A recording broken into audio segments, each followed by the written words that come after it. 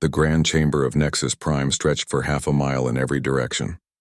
Its walls were made of transparent crystal that showed the stars beyond, thousands of them, each representing a world that belonged to the Galactic Council. Ambassador Lisa Grant stood in the human section, her hands clasped behind her back, watching as the council members took their seats. She had been Earth's voice here for 5 years now. 5 years of careful diplomacy, of choosing every word with precision, of making sure humanity played by the rules. Before her, 3 other ambassadors had held this position. For 100 years, Earth had been part of this grand alliance of species, 100 years of peace, trade, and cooperation. But something had changed in recent months.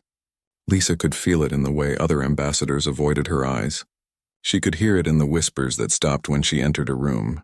The older species, the ones who had been in space for thousands of years, had started looking at humanity differently. High Chancellor Thorn rose from his seat at the center of the chamber. He was Valix, a species that looked like upright lizards covered in blue and silver scales. His eyes were golden and cold.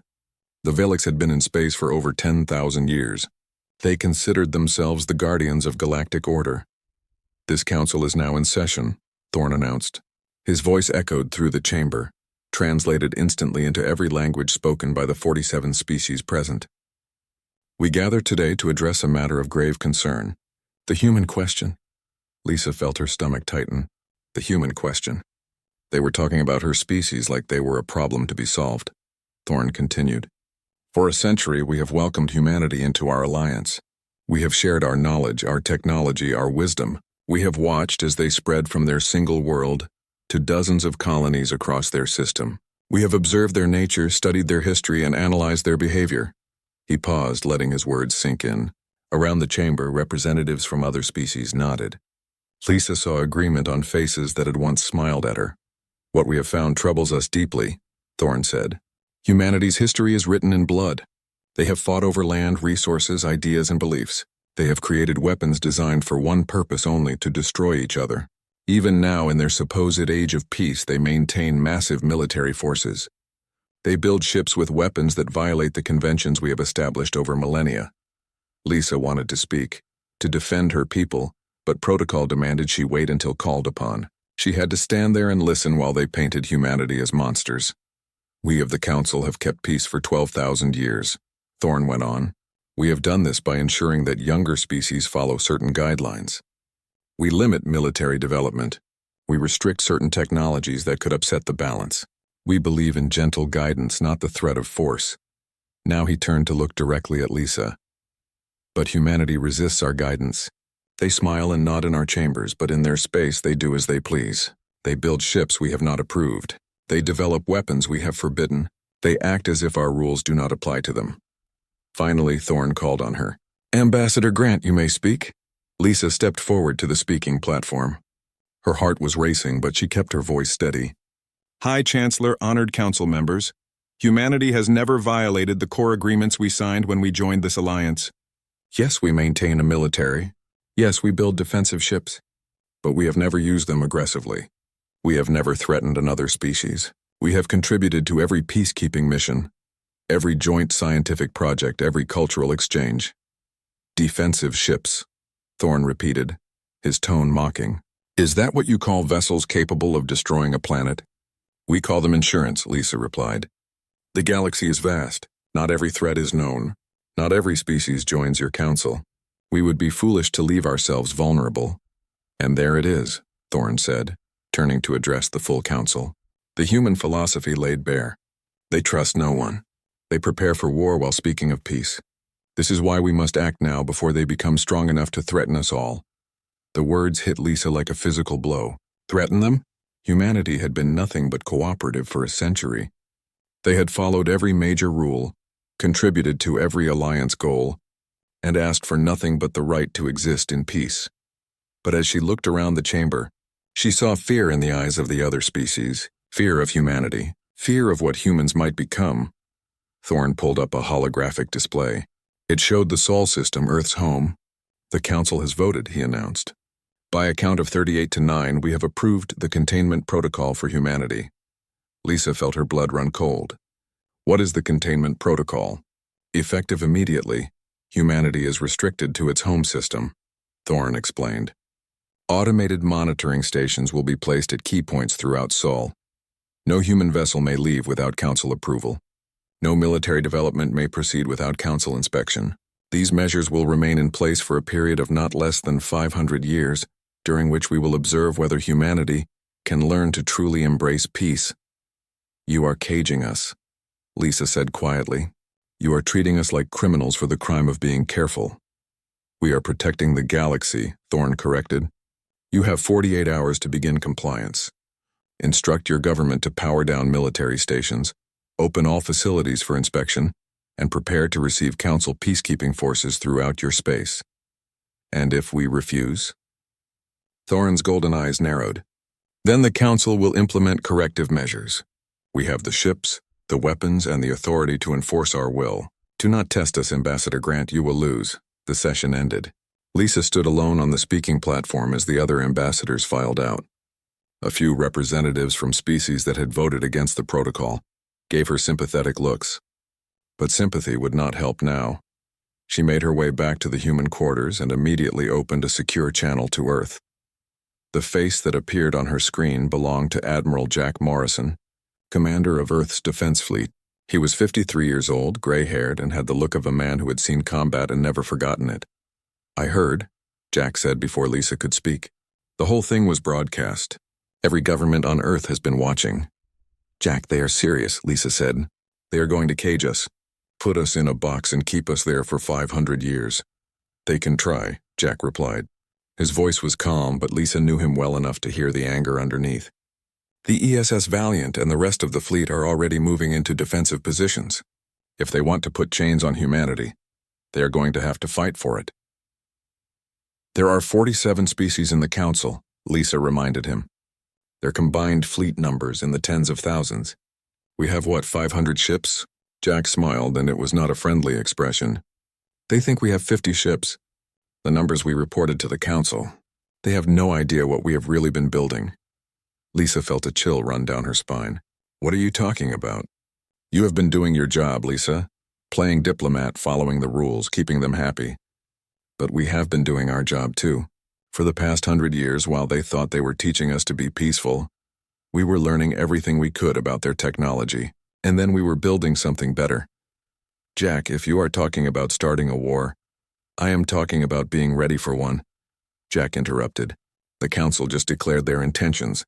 They are going to invade our space, occupy our worlds, and control our people for 5 centuries. That is not peace, Lisa. That is conquest dressed up in pretty words. What about the species that voted against this? Lisa asked. There were 9 of them. They are our allies, and they will be fine, Jack assured her. This is not about destroying the galaxy. This is about making sure nobody puts chains on Earth. You need to get out of there, Lisa. Get on a ship and come home. Things are about to get very bad very fast. Lisa looked at the screen for a long moment. She thought about the century of peace. She thought about all the work that had gone into building relationships with other species. And then she thought about Thorne's cold eyes, his casual threat, his absolute certainty that humanity would submit. I will leave in the morning, she said. I want to make one more attempt at negotiation. If there is any chance to stop this, there is not, Jack said gently. They have made their choice. Now we make ours. The call ended. Lisa sat alone in her quarters looking out at the stars. Somewhere out there was Earth, humanity's home, a world that had climbed from caves to space in just a few thousand years, a species that had survived ice ages, plagues, wars, and disasters, a people who had looked at the darkness between stars and decided to explore it, and now an alliance of older, wiser species wanted to lock them away, to slow them down, to control them out of fear. Lisa wondered if the Council understood what they had just done. Humanity had spent 100 years proving they could be peaceful. They had followed the rules, respected the treaties, and played the diplomatic game. But there was a difference between being peaceful and being weak. There was a difference between choosing not to fight and being unable to fight. The 48 hours passed like seconds and years at the same time. President Nicole Brennan sat in the Situation Room deep beneath Washington, surrounded by screens showing data from across the solar system. Every military commander, every government leader, Every person with clearance to know what was really happening had their eyes on those screens.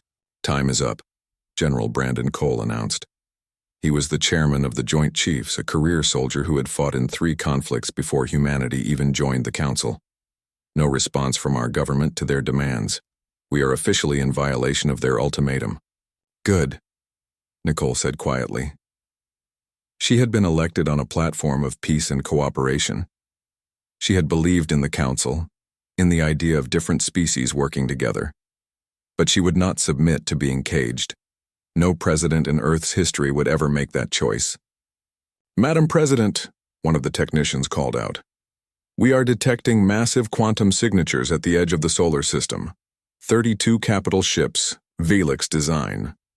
They are not requesting permission to enter. They are simply coming in. The Armada, Brandon said. Thorne must have had them waiting nearby. He knew we would refuse.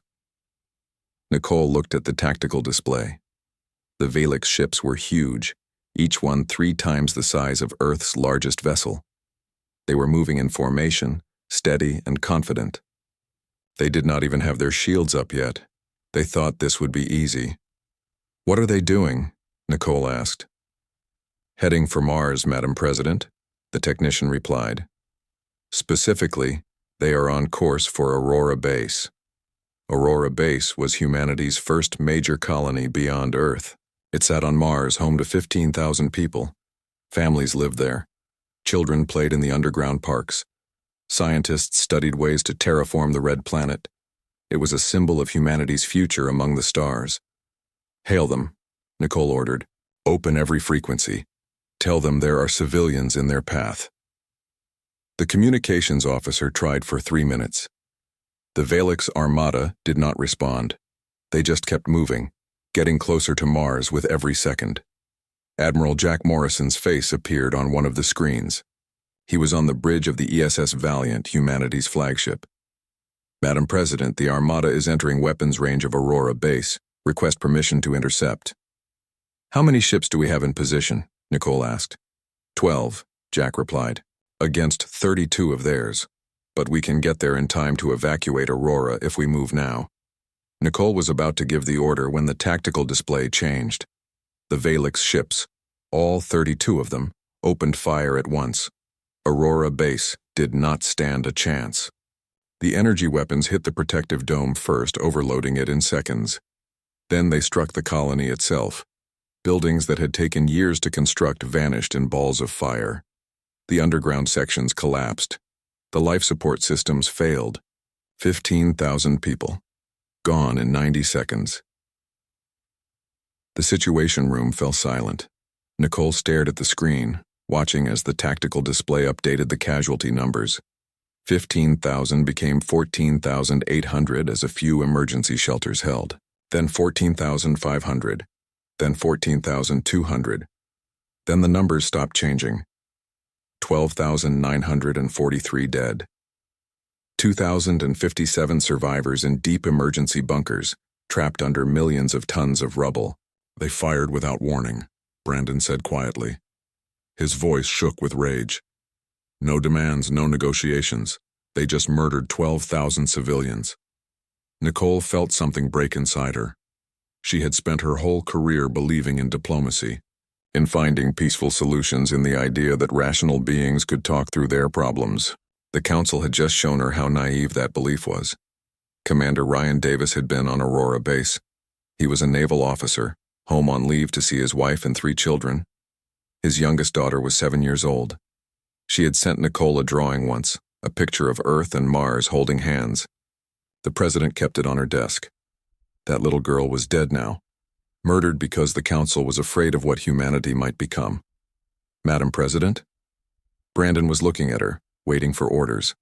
Everyone in the room was waiting. Nicole had one question, just one. Project Nightfall, is it ready? Yes, ma'am, Brandon confirmed. Every system is operational. Every weapon is armed. Every ship is in position. Dr. Chen's weapons are ready for deployment. The AI swarms are standing by. We have been ready for years. What are our chances? Against the Armada alone, we will destroy them in under an hour. Against the full Council fleet, Brandon paused. Unknown. But they do not know what we really have. They think we are weak. That gives us one chance to hit them so hard they never try this again. Lieutenant Ashley Brooks was on the lunar defense platform when Aurora Base died. She watched it happen through long-range sensors, saw the energy signatures spike, saw the life signs wink out one by one. She had friends there, good people who had moved to Mars to build something new. All stations, this is Lunar Defense Command, she broadcast. I am authorizing weapons free. Shoot anything that is not broadcasting a human transponder. This is now a war. Her commanding officer, who had been about to give the same order, just nodded. Around them, the defense platform came to life. Weapon systems that had never been fired outside of tests powered up. Missile tubes loaded. Railguns charged. On the other side of the moon, in the hidden facilities that the Council knew nothing about, more weapons activated. These were the weapons Dr. Chen had designed. Weapons that used physics the Council thought was impossible. Weapons that made the Council's mighty warships look like toys. The Valix Armada was still moving through the solar system, heading toward Earth now. They had destroyed one colony. They would destroy more if needed. High Chancellor Thorne had given them clear orders: make humanity submit, or make humanity extinct. What the Armada did not know was that they were already dead. They just had not stopped moving yet. Admiral Jack Morrison stood on the bridge of the Valiant, watching as his ship accelerated toward the Armada. Around him, 11 other ships matched his course. They looked small compared to the Velix vessels. The enemy probably thought 12 ships would be no challenge at all. All ships drop stealth protocols, Jack ordered. On the tactical display, 12 ships became 500. For 100 years, humanity had lied about how many ships they had. They reported 50 vessels to the Council, showed them neat little corvettes and frigates played the part of a small but growing space navy. They never mentioned the 500 warships hidden in the asteroid belt, in the Kuiper belt, in hollowed-out moons and secret shipyards. They never mentioned that Earth's industrial capacity was 10 times what they reported. They never mentioned that humanity had been preparing for this exact scenario since the day they joined the Council. The Valix Armada finally seemed to notice something was wrong. Their shields came up. They began evasive maneuvers. They tried to hail the human fleet. Jack did not answer. He simply gave the order that every military commander hopes they never have to give. All ships, fire everything. The space between the human fleet and the Valix Armada lit up like a new sun. Quantum displacement cannons fired, tearing holes in reality itself. Missiles that moved at 90% light speed crossed the distance in seconds. Railguns accelerated projectiles to velocities that turned them into relativistic kill vehicles. And the drones launched. Thousands of them. Millions of them. Small, fast, smart, and absolutely ruthless. They swarmed the Valix ships like angry hornets, finding weak points, exploiting vulnerabilities, dying by the hundreds but succeeding by the thousands. The Velix shields designed to stop energy weapons did nothing against the kinetic strikes. The Velix armor, built to withstand conventional explosives, could not handle weapons that literally erased matter from existence. The Velix point defense, systems programmed to track missiles and fighters, could not keep up with drones that made decisions in microseconds. In the first 60 seconds of engagement, 8 Velix capital ships were destroyed. In the next 60 seconds, 12 more went down. The survivors tried to run, tried to jump to faster-than-light speed, tried to do anything to escape. The human fleet did not let them. Ships that tried to flee found themselves cut off by vessels that had been waiting in ambush. Ships that tried to fight found themselves outnumbered and outgunned. Ships that tried to surrender found that humanity was not accepting surrender today. Captain Tony Myers commanded the ESS Retribution, one of the new hunter-killer ships that the Council did not know existed. His ship was smaller than a Velix capital ship, but faster, more agile, and armed with weapons that ignored the laws of physics, as the Council understood them. He watched his tactical display as target after target went dark. There was no joy in it. These were living beings dying, even if they were living beings who had just murdered 12,000 civilians. "Sir, we have one enemy ship requesting safe passage," his communications officer reported. They say they have wounded aboard and are withdrawing from the battle. Tony looked at the display. The Valix ship had indeed lowered its weapons. It was trying to limp away from the fight. He thought about Aurora Base, about the children who died there, about how the Valix had not given any warning, had not accepted any surrender, had just killed everyone. Denied, Tony said. Continue engagement, the wounded. Dr. Kevin Chen had not slept in 40 hours. He stood in the control center of the Luna Research Facility, watching as systems he had spent decades developing finally went to work. Around him, scientists and engineers monitored displays showing weapon deployments across human space. All quantum displacement cannons are operational, his lead assistant reported. Singularity missiles are armed and ready. The AI swarm protocols have been activated. Sir, we are ready for full-scale deployment. Kevin nodded slowly. He had hoped this day would never come.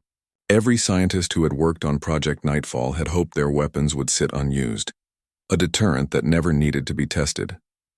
But the Council had pushed and finally crossed a line that could not be uncrossed. Begin Phase 2 deployment, Kevin ordered. I want every hidden weapons platform online. Every ship armed with the new systems. If the Council sends more fleets, I want them to face things they cannot even imagine.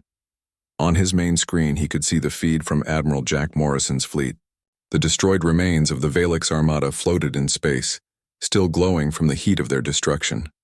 It had been beautiful and terrible at the same time. Kevin's communicator buzzed. It was his brother calling from New Beijing. Kevin, are you okay? I saw the news. Aurora Base, I know, Kevin said quietly. Lisa was there, my colleague from the terraforming project. She had just started working on the greenhouse systems. His brother was silent for a moment. I am sorry, so am I, Kevin replied. But being sorry will not bring her back. The only thing we can do now is make sure nobody else dies, and that means showing the Council what happens when you murder our people. He ended the call and turned back to his team.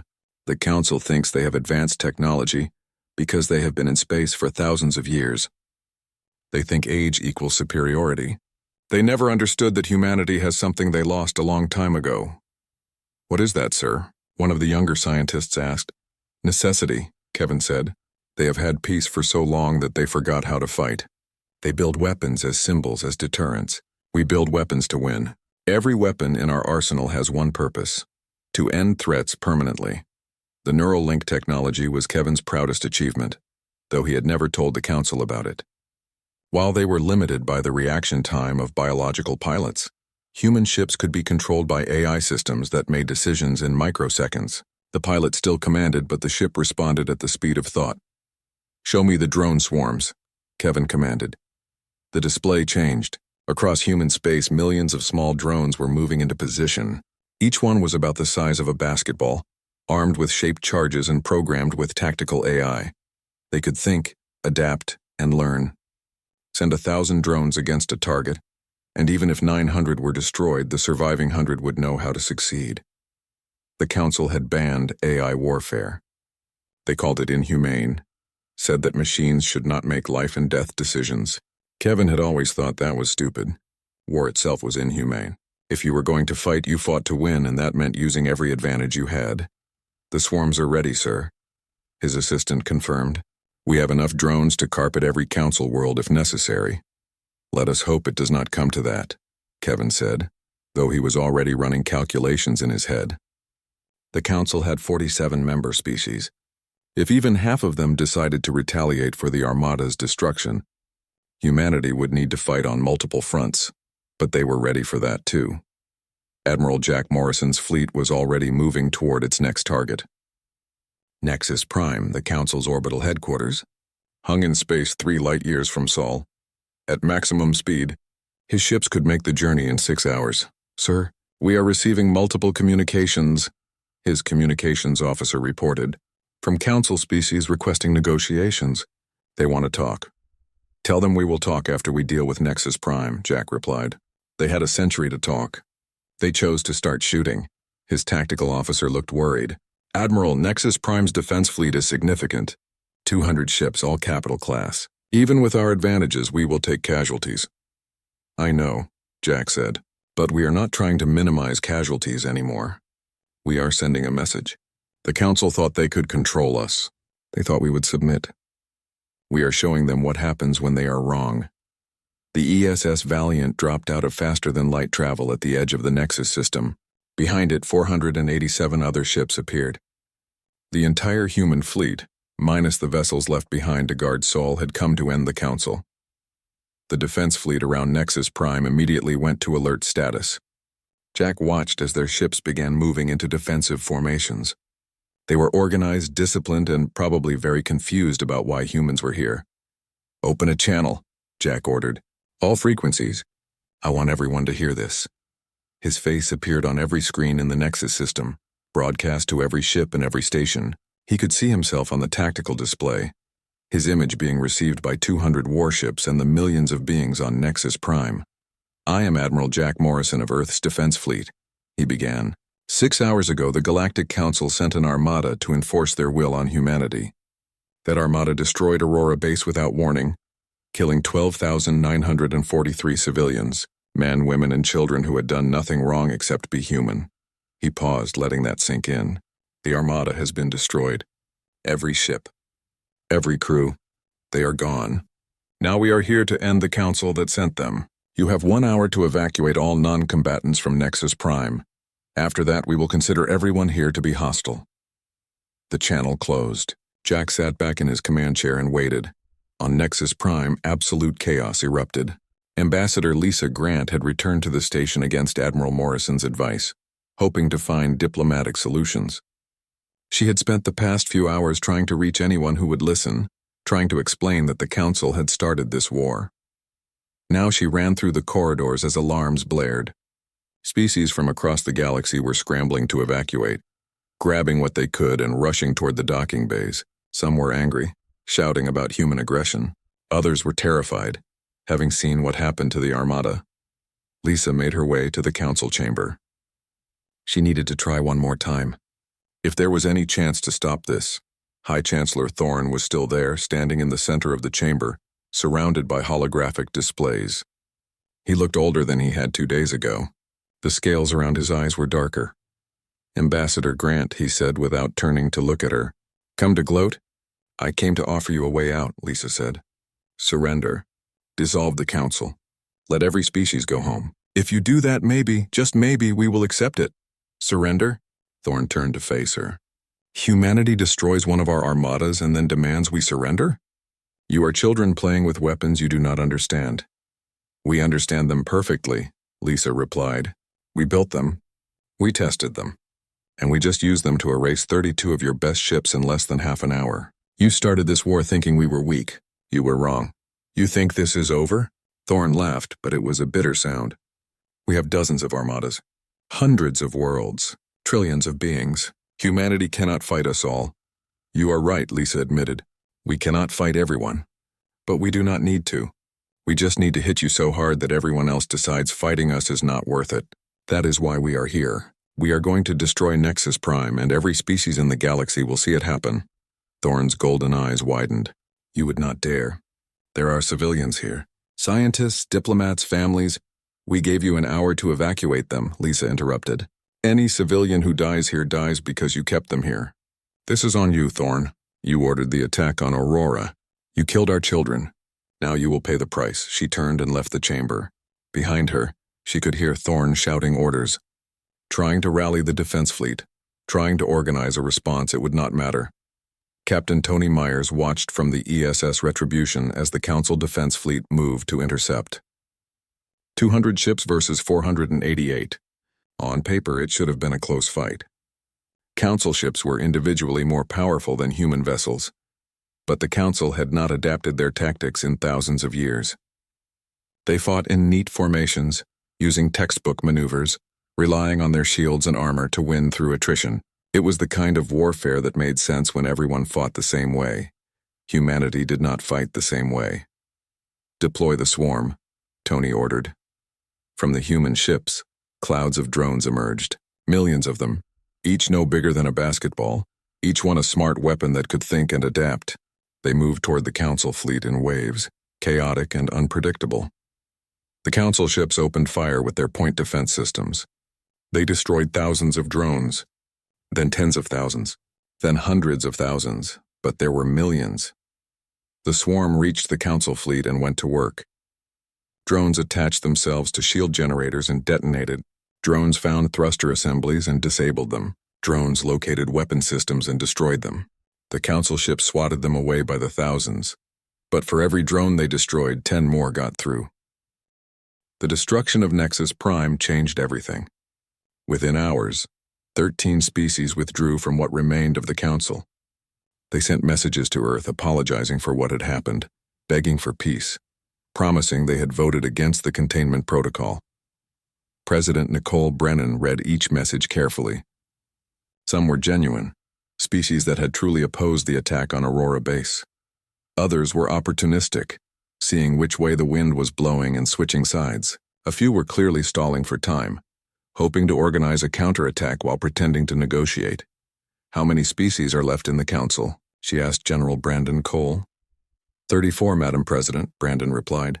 "The Valix are rallying them, trying to form a united front against us.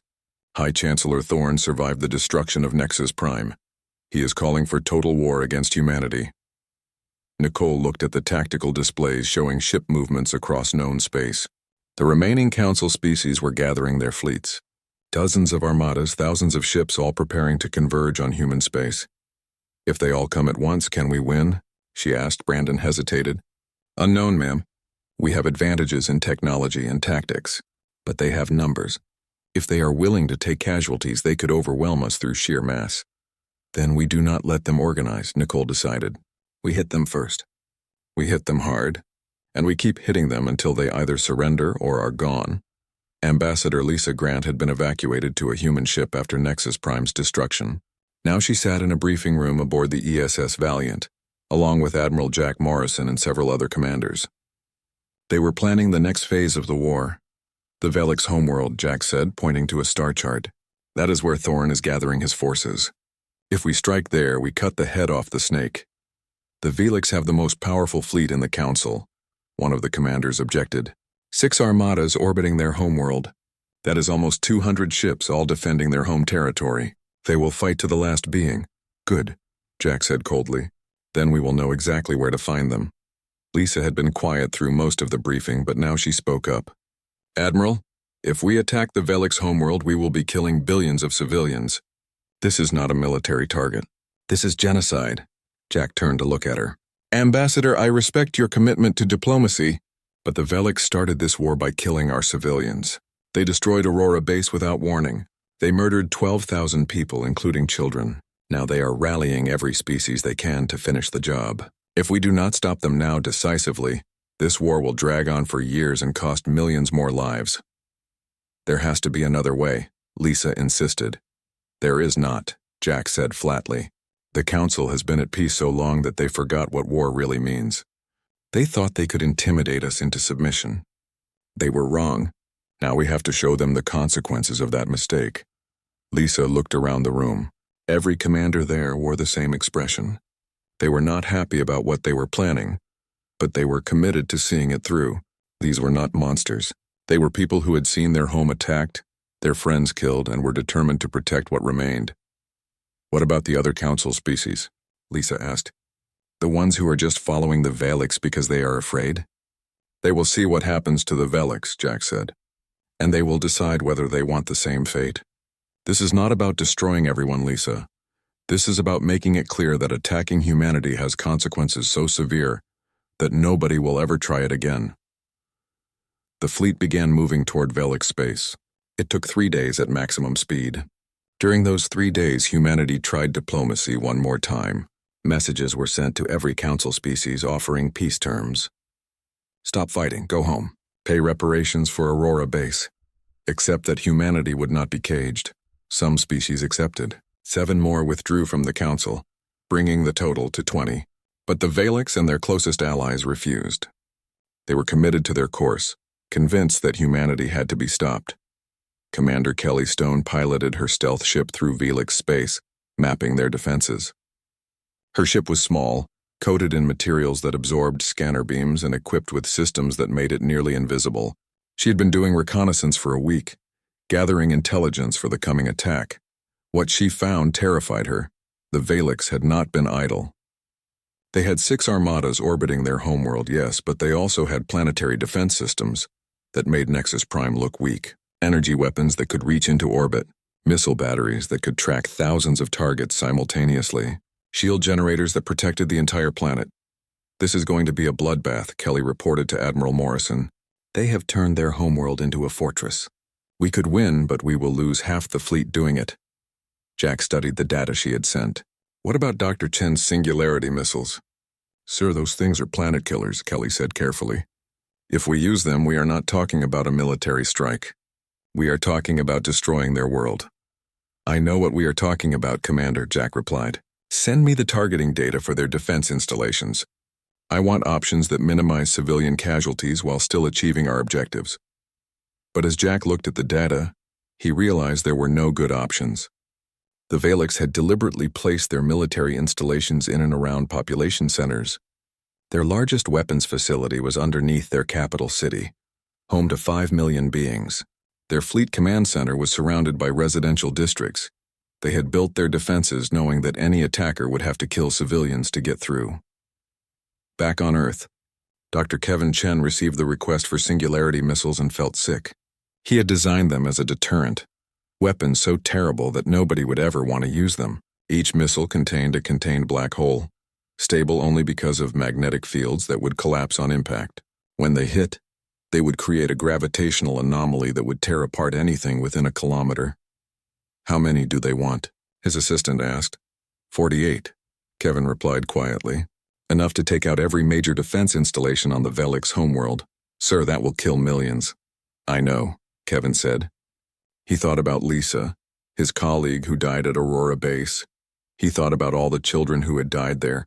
He thought about what would happen if humanity lost this war, if the Council succeeded in caging them or worse. "Arm the missiles," he ordered, "but mark them as last resort weapons. Admiral Morrison does not use them unless there is no other choice."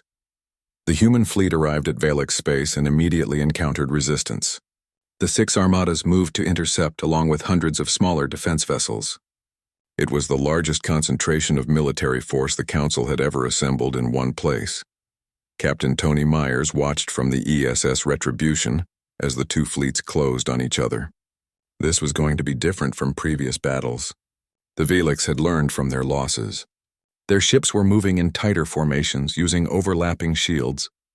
They were adapting. "Deploy swarms," Jack ordered. The drones launched, millions of them moving toward the Valix fleet. But this time the Velix were ready.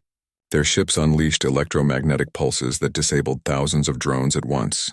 They used area effect weapons that destroyed whole clouds of them. They had learned. "Swarm effectiveness down to 40%, the tactical officer reported. "They are killing our drones faster than we anticipated." Jack nodded slowly. He had expected this. The Council species were not stupid. They learned from their mistakes. It was time to see if humanity could adapt faster than they could. "All ships, formation Delta," Jack ordered. "Quantum weapons free. Let us show them what we have been holding back." The human fleet split into 3 groups and attacked from different angles. The quantum displacement cannons fired, punching through shields and armor. But the Valix had adapted to those too, reinforcing their ships with layered defenses that could absorb multiple hits.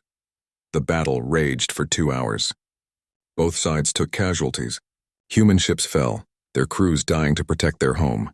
Velix ships burned, their crews equally determined to defend theirs. Finally, Jack made the decision he had hoped to avoid. "Load singularity missiles. Target the planetary defense installations. Fire on my command."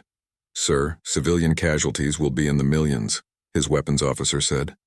"I know," Jack replied, "but if we do not take out those installations, they will destroy half our fleet. And then the Valix will have the strength to attack Sol." Fire. 48 missiles launched from the human fleet. They moved through space at relativistic speeds impossible to intercept. The Velix tried, desperately throwing everything they had at the incoming missiles. They destroyed 6 of them. 42 missiles hit the Velix homeworld. The singularities activated. Gravity went insane in 42 different locations. Military installations were torn apart, along with everything around them. Buildings collapsed. Shields failed. The planetary defense network that had taken the Valix centuries to build was gone in seconds, and millions of Valix civilians died with it. High Chancellor Thorne watched from his flagship as his homeworld burned. He had been so certain that humanity could be contained that 6 months after the war ended, President Nicole Brennan stood before the memorial on Luna. Behind her, carved into the gray stone, were 12,943 names. Every person who had died at Aurora Base. Every civilian murdered because the Council feared humanity's potential. The memorial was simple. No grand sculptures. No elaborate decorations. Just names and a single line of text. They died for the crime of being human. We remember. Nicole placed a flower at the base of the memorial, as she did every month. Commander Ryan Davis and his family were listed there. His 7-year-old daughter, the one who had sent the president a drawing, her name was there too. Nicole could not bring herself to throw away that drawing. It stayed on her desk in the Oval Office, a reminder of why the war had been necessary. "Madam President," a voice said behind her. She turned to see Ambassador Lisa Grant approaching. Lisa had resigned her position after the destruction of the Valix homeworld. She had spent the past 6 months working with refugee organizations, trying to help the displaced species find new homes. "Lisa," Nicole greeted her. "I did not expect to see you here." "I come every week," Lisa admitted.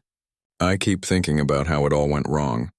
We had 100 years of peace, 100 years of cooperation, and it fell apart in less than a week."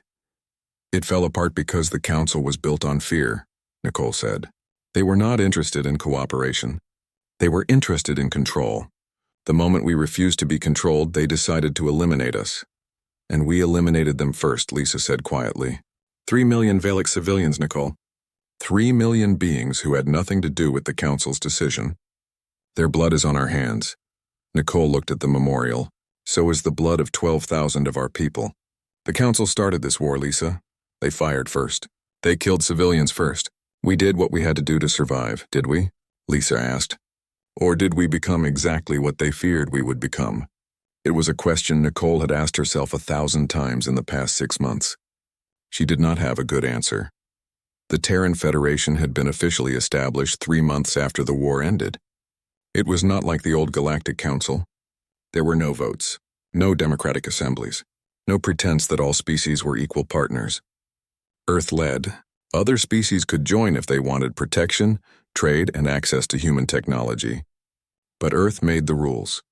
17 species had joined so far. Some because they genuinely wanted to be part of something new. Others because they were afraid of what would happen if they refused. None of them had any illusions about who was in charge. Admiral Jack Morrison now commanded the Terran Defense Fleet, which had grown to over 1,000 ships. Defense stations had been established in strategic locations throughout what used to be Council space. No species could move significant military forces without humanity knowing about it. Jack stood on the bridge of the ESS Valiant, looking at a tactical display that showed the entire known galaxy. Little markers indicated human defense stations, allied species, and neutral worlds. Everything was calm, peaceful even. But Jack knew it was the peace of the conquered, not the peace of the willing. "Sir, we are receiving a communication from the Krell," his communications officer reported. "They are requesting permission to send a diplomatic delegation to Earth." The Krell had been one of the Council's most powerful species. They had not participated in the attack on Aurora Base, but they had not opposed it either. They had watched from the sidelines, waiting to see who would win before committing. "Tell them they can send their delegation," Jack said. "But make it clear that we are not interested in forming alliances. They want to join the Federation, they follow our rules. They want to stay independent, they stay out of our space." It was the same message humanity had given to every species. Join us or leave us alone. There was no middle ground anymore. Dr. Kevin Chen had returned to civilian life after the war. He taught at MIT now, working with students on theoretical physics. He never mentioned his work on Project Nightfall. He never talked about the weapons he had designed. But sometimes, late at night, he would look at the stars and wonder if there had been another way. His lab assistant, a young woman named Claire, asked him once about the war. She had been too young to understand it when it happened, but now she was studying the technology that had come out of it. "Professor, is it true that you designed the Singularity missiles?" she asked. Kevin looked at her for a long moment. "Yes. They killed 3 million beings," Claire said. "How do you live with that?" It was a fair question. Kevin had asked himself the same thing many times. The council killed 12,000 of our people first, he said. They were going to kill more. Millions more if they had succeeded in their attack. I designed weapons to stop that from happening. Whether that makes me a hero or a monster, I honestly do not know. Can I ask you something else? Claire said. Would you do it again? Kevin thought about Aurora Base, about his colleague Lisa who died there, about all the children who would never grow up. Yes, he said simply. I would do it all again. Because the alternative was letting humanity be caged, controlled, or destroyed, and I would never accept that. Captain Tony Myers had retired from active service. He ran a training program now teaching the next generation of naval officers. He had seen enough combat to last several lifetimes. Sometimes his students would ask him about the war, about the battles he had fought. What was it like? One student asked. Destroying the Valix Armada? Tony thought about it carefully. It was necessary, he finally said, but it was not glorious, or never is. The council thought they could push us around because we were younger, smaller, less experienced. They forgot that humanity got where we are by being survivors. We have faced extinction a dozen times in our history, and we are still here. The council learned that lesson too late. Do you think there will be another war? The student asked. Maybe, Tony admitted. There are species out there who still resent what we did. They see the Federation as human imperialism, and maybe they are right. But I would rather be an empire that survives than a democracy that gets destroyed by beings who want to cage us. Lieutenant Ashley Brooks had left the military entirely. She worked with the refugee organizations now, alongside Lisa Grant.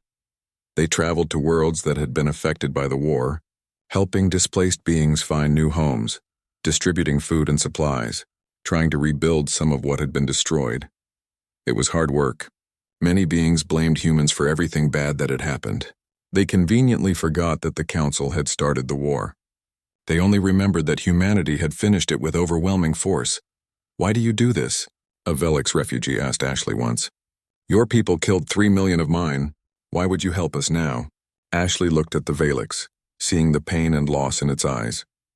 Because the war is over, she said. We fought because we had to. But now we need to prove we are better than what the council feared we would become. Helping you, helping your people rebuild, that is how we do that.